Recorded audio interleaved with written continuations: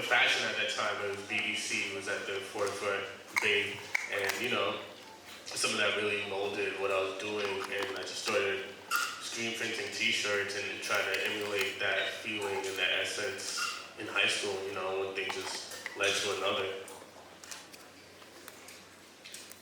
Fashion began, I guess I started being interested in it before I knew I was actually interested in fashion. When I was younger, I couldn't afford to buy a lot of crazy clothes, so I used to make my own clothes. And my mom used to sew, so she taught me how to sew. And then I started putting my own pieces together and just really events and things. I was I guess mixy, but I wanted to go out, I wanted to party and have fun, and high school things, but I didn't always have the clothes to do it, so I'd always just make my own things, and I guess that's how it really started. But yeah, and then from there I went to school I was originally in school for psychology, and then I dropped out of school once I realized that I could actually draw and possibly had a creative future ahead of me. So I dropped out and I started working full-fledged, and so this is a huge full circle moment for me because one of the first capsule projects I ever designed was actually for Billionaire Boys Club. So. That's so fire. I love full circle moments. So you guys have styled some of the most influential artists, collaborated with world-known designers. What was one of your favorite projects or collabs, and why?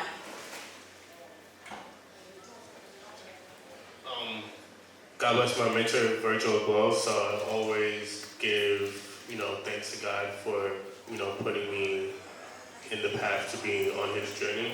And that was something that really, pivoted things for us.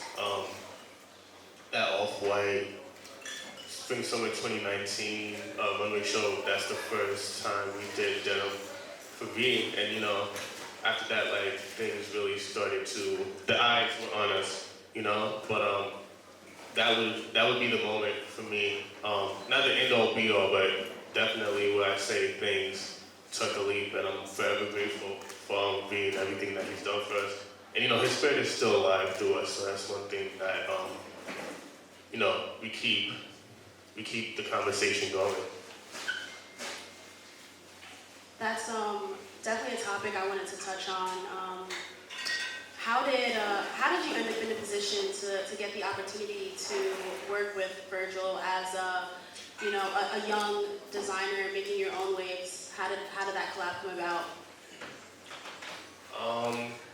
Just being around, being mixy, like Taylor said. New York is so small, and the internet's made the world an even more smaller place. So just being around, working with Heron, and then the next thing it's he's tapping, up and coming creatives to help on his new venture. So luckily I was in the place in the right time to lend my services. What would you say is one of the most impactful things you've learned from him? To move with grace.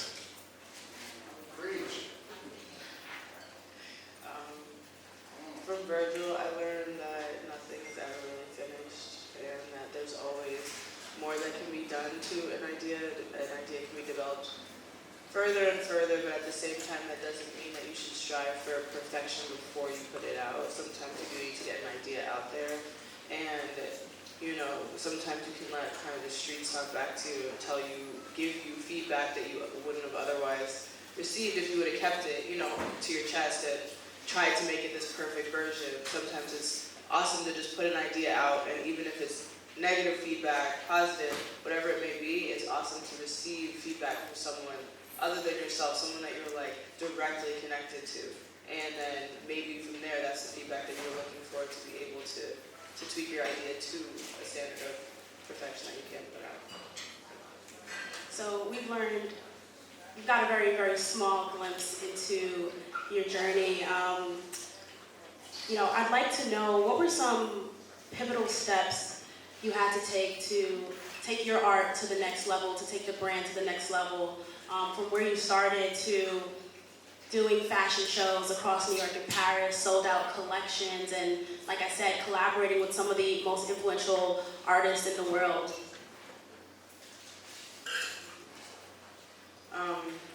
Well, I already said one. I mean, dropping out was huge. I was the first person in my family to not continue on with school.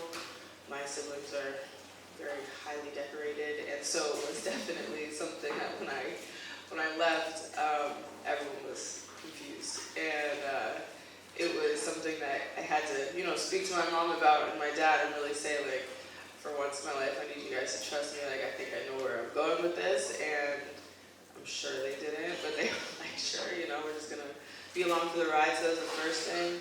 And then also we made a job that I had I was offered a corporate position at for retail and to kind of like be I guess like a head of something within the retail space of that corporation. And Bravado started taking off at that time, and I was running at Bravado, like the administrative side of it, and then started taking off. So then we had to decide if we were actually gonna go full-fledged with this. So leaving that corporate job and then going to all the benefits that come with a corporate job, having to throw those to the wind to be able to grow this. So those were the two defining moments I think thus far for me. I think it's important to like really know when to hunker down and when to like put your blinders on to the world and know, okay, this is my time. And not even my time, but it's like, there's always a time where opportunity and time makes something happen for you. I don't know if that makes sense to you guys, but what I'm trying to say is like, if you work hard enough, there's gonna be a moment that things will like break open. So I think for me, it's like really just, when things really changed is when I became a father. I guess for a lot of people, that's something where, life changes, of course.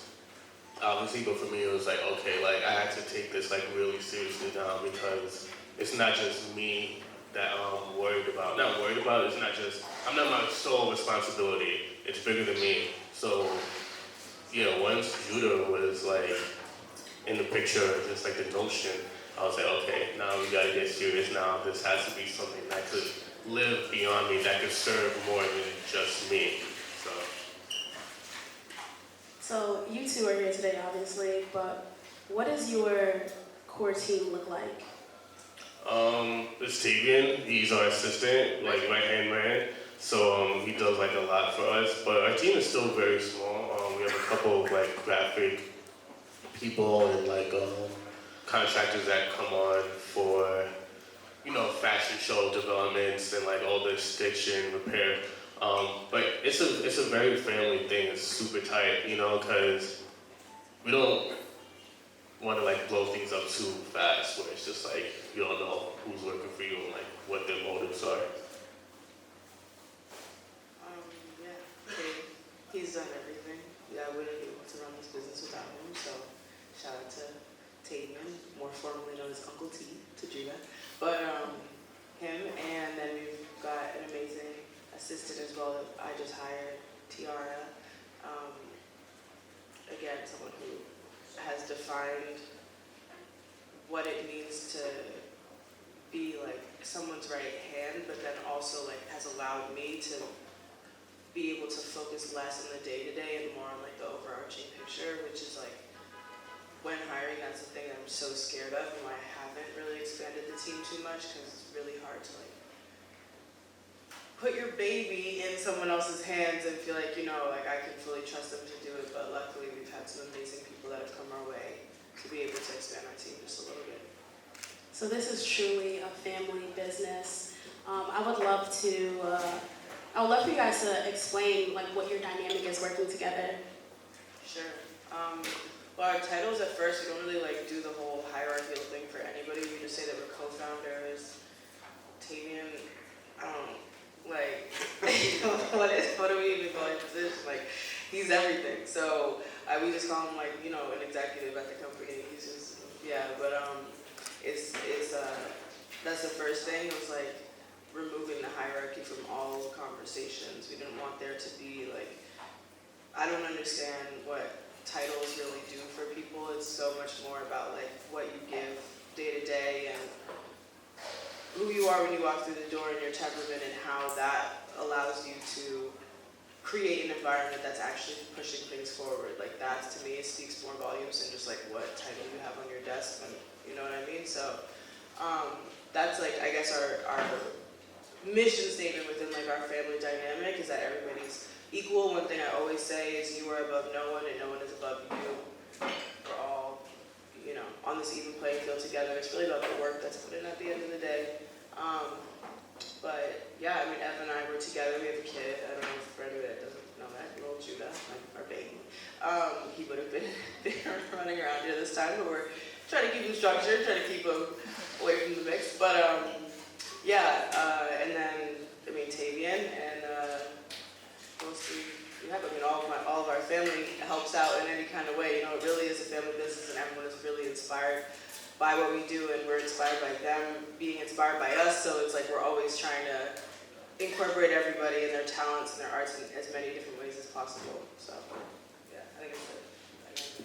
Yeah, but what I will say is that like if we can give context to like the beginning, because it's like now it's we're able to like wear different hats, but in the beginning it was really a thing where we needed structure within the brand when it was formerly known as Bravado. So Tela came on to like handle like an administration and like all of the back office stuff because that was totally needed. So I say that because like when starting like something that's close and dear to you, like yes, everyone can do everything, but at the same time you need to identify within yourself the certain things that you don't like to do, the certain things that you know you're not efficient at. So if you know that you're not gonna be on the computer answering emails, but you're in the field, in the studio all day, then I would implore you to get someone who's gonna be there answering those emails, making sure that you get into your appointments, you know, because that was Tela in the beginning.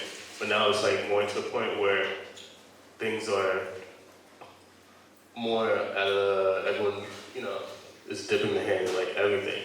But there is like, you know, some things that people need to like do. On the topic of the, one of my favorite things he ever said was to find someone, if you know you're the artistic person, you need to find that person who's a boss at Excel, like who's really good at the business side of things. And that always stuck with me. Like I'm always, if I do something or if I work on a really long Excel document, like I'll literally yell that in my office, like just like, yes, like we did that, we moved on, but at the same time, it's so important when, exactly what he's saying, you have to find those people, even if they're, like me, my roots were naturally in a creative field, but I just happened to, you know, be good with the checks and balances, I guess, at the same time, so it's like you do have to wear those hats. Don't think that we like started out and we're in this, putting everyone in a lane. It was so much more of like, okay, we are all in this together, we all have to get this A to Z together to move on to the next step. So that's like, you know, anybody who's working on a business or working on your own creative and you want to figure out how to take it to the next level, you do have to wear those hats. Yeah, and to like double back on what she's saying, like to be the best boss, you should know how every job is done. Because if someone could come in and just do a job and you don't know how it's done, what if that person is up and gone one day and you don't have someone to replace them? You should know how to like do it. So it's like, I hate Excel, I hate emails, but there was like a couple of seasons where I was talking to all the buyers and I was sending out all the invoices and I was like, because it had to be done.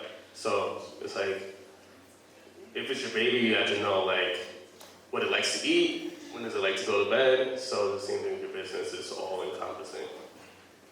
How do you two separate work and love, or do those tend to mesh? Give me that. No, it was always business first. When we started, it was honestly like it was all about business at first when we came together. For those of you who don't know, I have talked about this in like a couple other interviews and things, but when we first met, he was looking for a women's wear designer, and I had created like a couple of capsule collections and packages and things, and I showed up on Ludlow Street, which is where we met, and literally on the street, not even in a storefront, and I showed up and I showed him this package of designs, and I was like, call me. And then we met, and it was like, bro, you absolutely do not need a women's wear designer right now, what you need is structure.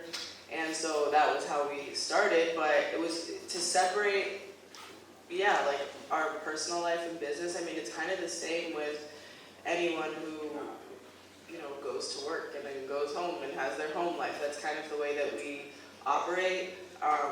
When we decided that when we started dating and we decided that we were going to continue this business and continue growing together, it ended up being a very funny moment where we truly made a pact in a taco shop when we were eating, and we were like, all right, we got to make sure that as we're growing this, that we're maintaining the two separately, because we would never want to compromise something that is so much bigger than us based on what we have involved personally. Yeah. Is this on?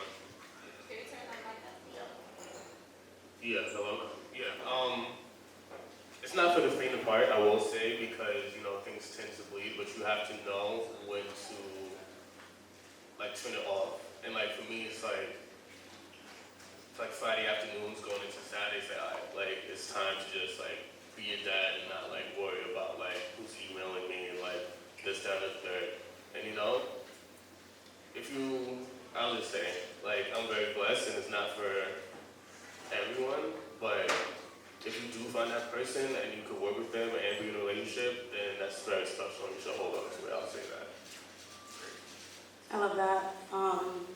Where are you two drawing your inspiration from today?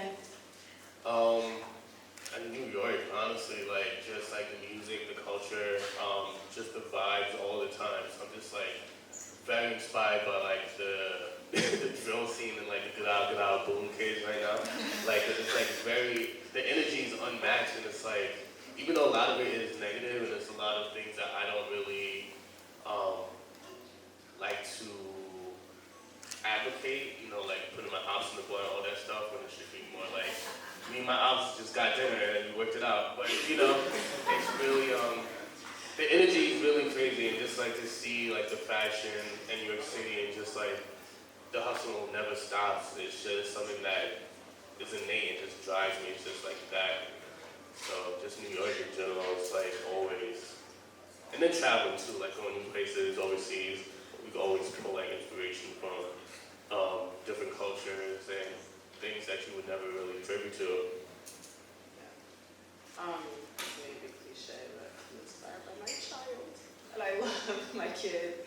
I'm inspired by him. I think that it's so funny, like his perspective is so funny. Like I'll get dressed and he'll tell me something that I think is nice, and be like, no, and then something that is like a little crazy, or like maybe I'm just like stepping out to walk the dog. He's like, oh, your outfit looks great, Mom.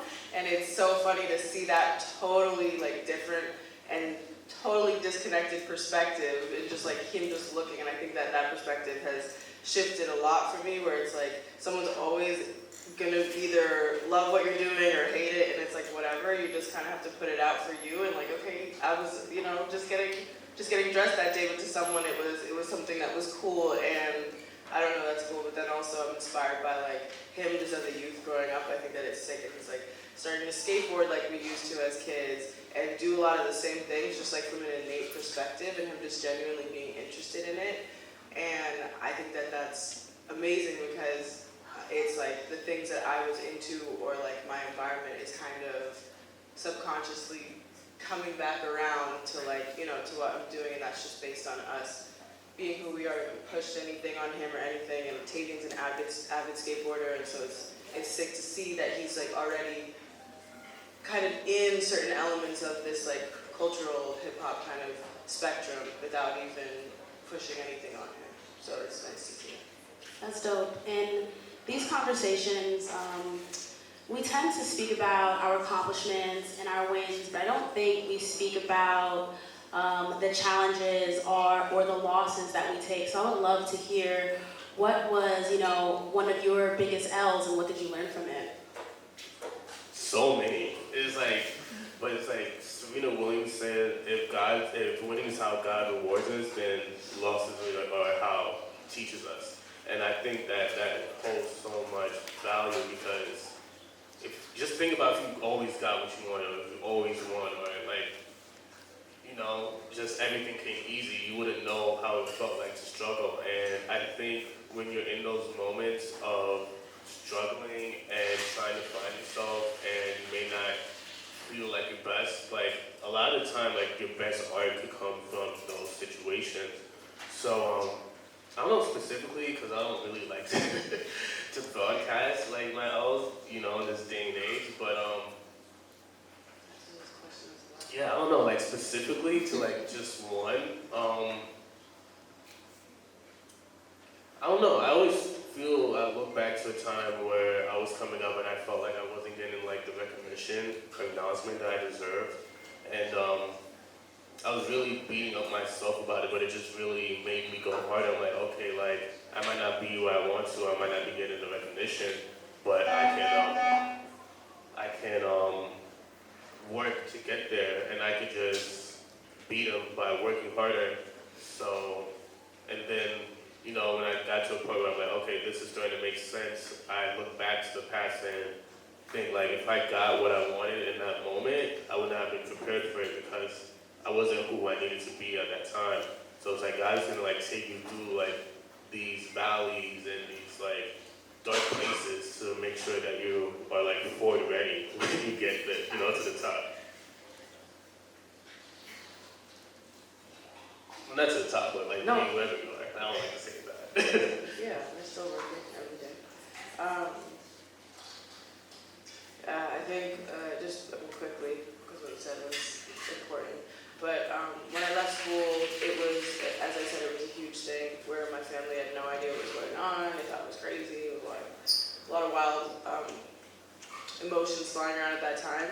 But it was what allowed me to realize that I really, as I said, was creatively inclined because I locked myself in my room for 3 months and just was drawing every day. And I was painting or whatever. I did all of these creative things that I had never done before, really, and like actually honed in on like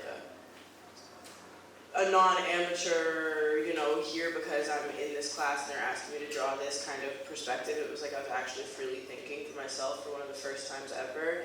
And outside of the confines of a classroom and just being able to actually take that time where everyone else was focused, I kind of went to my own personal kind of schooling where I was developing myself for once and what I wanted to do, the things I wanted to put out in the world, where in the town that I was raised in Brookline or, you know, Boston in general, it was there's so much influence where it's like, if you go there, you see, it's like, there's a lot of same outfits, there's a lot of the same culture, a lot of the same things being passed around, and I think genuinely it's like, that was really hard coming from there and feeling like I didn't fit in, and going to New York and seeing such an expansive, artistic level, and seeing that there was so much more out there than what I was privy to for the last, 17 years. So it was like being able to come back, leave that situation, seeing what the pinnacle could look like, and coming back and being able to actually focus on myself. But that did come at a huge redirection, I'll say. I want to speak a little bit about evolution and the idea of killing a brand and creating space for a new one. I think about Virgil and the pivot from, or the journey from Pyrex to Off-White, and in high school you had Lisa on Life Society, and then it was Bravado, and now we have Whodecideswar. Just would love to dive into the idea of killing a brand or, graduating that brand and creating space for new ideas. Yeah, I was talking to a friend yesterday, actually, and we were just talking about this too. And, just because you finish something or just put it to the back burner doesn't mean that you can't come back to it. So, not to say that Bravado, Lisa Life Society will ever come back, but, sometimes it's just good to let things go because that's not who you are anymore. I think for us in the revolution from Lisa Life Society, I think about that name and I just cringe now. But it was really in a point in my life where I just wanted to, that was the mantra. It's you could always renew your lease on life. It was a selling point. But it holds true. It's you could always renew your lease on life. You could always start a new career. You could always do something new, no matter what, whatever box people put you in. So, then Bravado was me just making a name for myself. myself as an artist, and then we went to Whodecideswar because it's more than just me as an artist. It's Tela, it's Tegan, it's Judah, it's the next kid out there who's on our team. So it's a creative hub. It's not just like me. I'm me as a person already. So it's like, all right, like how do we do this and create an umbrella for everyone to like live through and like just chill out. So your pop-ups are normally really interactive. You just had a varsity workshop where people can pull up with their own varsity jacket and you guys added your own twist to it. I want to speak about, because you guys have been doing this for a while, I want to speak about the importance of the experiential aspect in fashion and how you two approach it. Well, I think for us it was always, how do we get people excited? How do we get people to participate even though they may not like our product? Because to be honest, it's, you know, not everyone likes it, and that's cool, but they might respect what you're doing, or they might see a piece of your branding that might coincide on something of theirs that's not as like loud as ours. But it's always been a way for us to just, you know, talk to you guys and like communicate and see what you guys are into and see what you guys are feeling, because during the pandemic, it was something that we were missing. It's like, okay, how do we get back into this space of continual like innovation and just sparking new ideas? And that's really what it is. And like, you'd be surprised like how many people come and they already, like, they know what they want to do. Like, of course, there's people like, oh, like, yeah, but there's people like, all right, like, they say, oh, you can't do that, why not? And it's just like, all right, how do we figure out how to do this for the next time? It's just really inspiring to see everyone and just to touch and feel and, you know, get to experience everyone, because we're only here for a fixed amount of time. So focus on yourself, focus on yourself, focus on yourself. I mean, not in a selfish, self-righteous way, but in a way that you know that your mental's taken care of, that you're one with yourself, that you know who you are. Like, when you don't know those things and you're not centered, you can't go the next mile. Like, for me, like, I was trying to be a rock star rapper and it didn't work, and I really had to like come into myself and be my true nerd or whatever. Like, I don't care. I'm just gonna do me, I'm gonna be a designer, I'm gonna focus on my art, and that's when things open up. So it's like really just, you know who you are in the pit of your stomach, so just follow that feeling. Yeah. I would say, advice. I really don't love giving advice because I feel like there's so much that is just like experiential and so much that you have to go through. But I think that, like, seriously, yeah, I mean, focus on yourself, but more so like focus on the people around you as well, and figuring out if those people are really the people that you want to grow with, and the people that you know, it's like like-minded individuals, but genuinely it's so cool to also be working on 10 different things where none of you guys have any correlation, and it's like everyone just has this idea of growth in mind and this idea of forward motion. And I think that it's important to figure out if those people that are next to you, if they're really the ones that you're gonna like grow with throughout life, and be able to look back 10 years from now and like laugh about things, be inspired by things, like, you know, congratulate on things. And I think that that's what's gonna get you further than anything, is making sure that the people around you are really solid. Yeah. What's next for you both?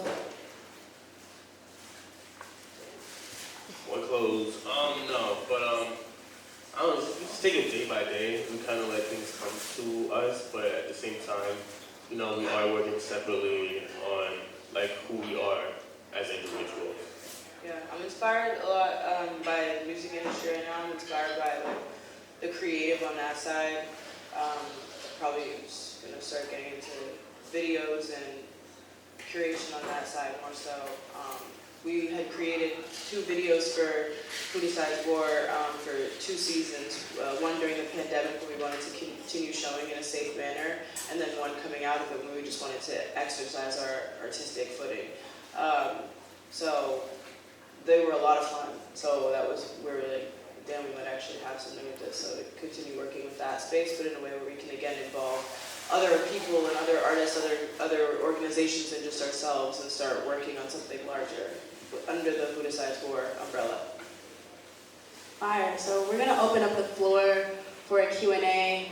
I'm gonna share my mic. So if you have a question, just raise your hand, and I will bring my mic over to you. Just give me a second to get there. Hello, my name is Brandon Who. I'm from New York. I just turned 21. I got a little drink in me, so good.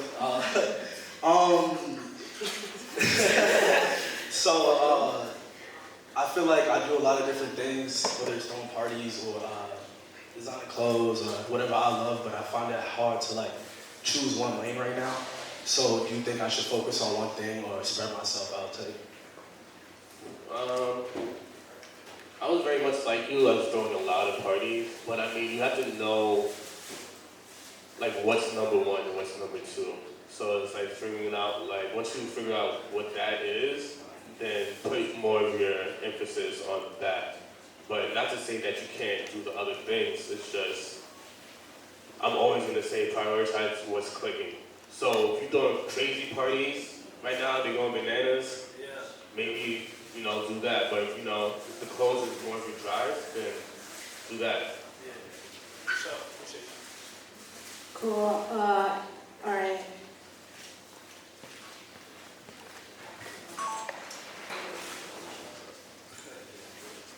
I just wanted to ask, like, what keeps your creative juices flowing, and how can you keep it flowing? And like, when you get stagnant, not stagnant, but you know, like when it's hard to keep that going, like a block. How do you get that block removed? You know. Take your phone, go to the highest mountain. But really, you really gotta unplug. You got to like take everything that you're seeing, everything that you see every day, because obviously I think what you're looking for is a perspective shift, and that has helped me a lot, is just being able to, I essentially take a step back, I look at everything I'm seeing every day, and if it's not something that I have to look at every day or have to consume, then I'm just switching my lane.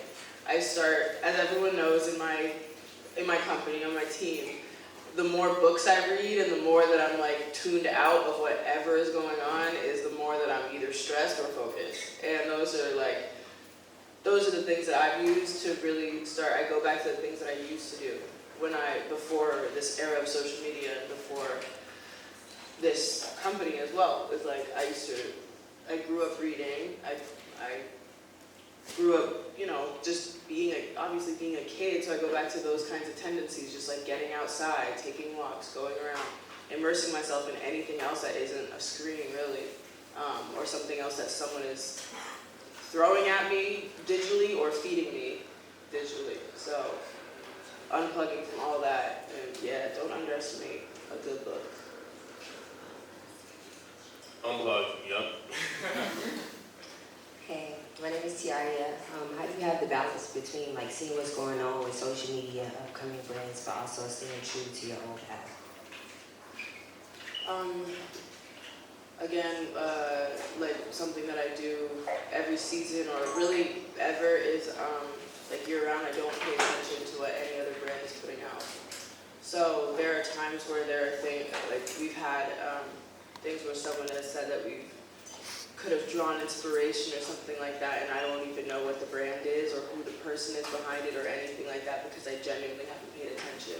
I don't read anything on like Vogue Runway. I haven't seen any of the things that we've put up, actually, like by going to Vogue and looking at the click-throughs. I've never looked at anything, and so that is something that has really helped me stay out of the conversation, like the mental conversation of like, oh, I see what they're doing, so we got to start doing something like that. Because the streets know, everybody who pays attention to it knows.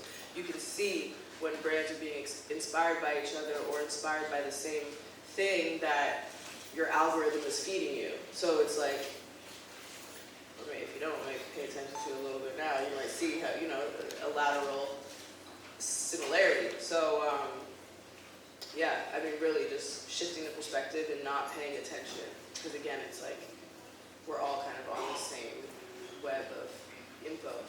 So. I'm kind of the opposite because I look at everything. I see everything. But the thing that keeps me true to like a brand is just like the branding name, like the house codes that we've established. So like for us, I'll give you guys some quick jobs. You know what they are? It's denim, lace, cathedral, stained glass. So that's like leather. So it's like every season, it's like, okay, how do you do this? How do you do it new? How do you make it refreshing? And then that inspiration comes from real life. So it's not so much on the screens and what's on Vogue and what's on in trend. It's more so this building or like these mirrors and like how do I get that feeling into the clothing. We have room for 2 more questions. Quick question. How do you guys reach out as far as like your marketing? Do you focus on like big marketing campaigns, or do you guys reach out to like people who are like micro influencers? Like how you tap into different markets? Yeah. All the time. It's just like who you know. We don't do reach out. We don't outreach. We don't do any of that. And we don't, but we welcome everyone who like reaches out to us with open arms. Like I always say, I'm responding to the person who's like trying to figure out how to get something done before I'm like responding to, sorry, I feel like real like a stylist who's trying to like get polls for their A-list client. Like I'm more excited by, you know, that kind of stuff. That's like my form of outreach and communication, is to connect with the people who are like, who are trying to grow themselves and trying to do what they're doing, because that's fire. And if you can get to a level where it's like it's sick and we can work on something together, then let's do it. You know what I mean? But it's like handing each other the keys, helping each other out. Like that's what is cooler to me than any kind of like I taught, I've been mentioning it a couple of times, but like some marketing that I could like give you, or like, you know, it's like a lot of the stuff that we do, we have this branding joke that we say in Whodecideswar, which started with Ev, and it was like whatever 360, where like he'll just throw something up like Rogue, and everyone's like, whoa, like chill, there's nothing behind that. But it's a whole thing that becomes like, that was almost the marketing, I guess, is to be so true to what you're trying to say or your conversation with self that it's not even like, it's not orchestrated in any way, and then it becomes something that's received in an organic way because you didn't put anything behind, you know, there's no secondary intention behind it. And then we have room for our last question. It's crazy because everyone's like, psst, whispering to get the mic for me.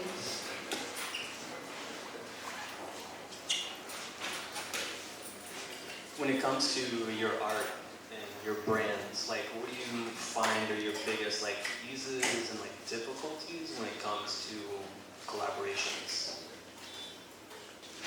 Well, it's always easy working with friends because, you know, you're more so like-minded and, you know, you're from the same place, you speak the same language, so those things are always like straight to the point.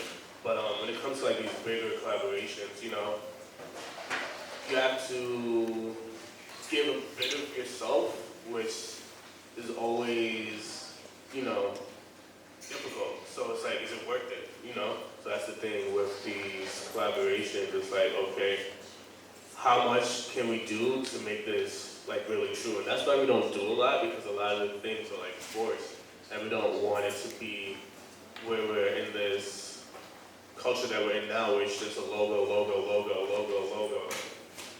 This brand. It's like, okay, but what's the conversation behind this? So I think it's like more so working with an intent to make a new idea or make a new conversation rather than to make money. Yeah, one thing as well, with the brands that you're working with, if you collaborate with a friend, all the way to collaborating with a major company, it's important to get the paperwork or get the agreement out of the way as soon as possible, even if that agreement is a 1-2 email, like, I'm doing this, you're posting this, cool. Get that out of the way so you can focus on the art and the fun of it all, because that's why you should be doing, you know, a large portion of why you should be focusing on it is to really put a product out there together or put something out there together that is really inspiring and fun for both of you. It shouldn't feel like a task, and that's the biggest thing for me, at least. Just get all the formalities out of the way so you can have fun with it. And that's all the time that we have. Thank you, Ev. Thank you, Tela. Shout out to the creators. Shout out to BBC Ice Cream and Lobos Tequila. We're gonna hang out a little bit and vibe.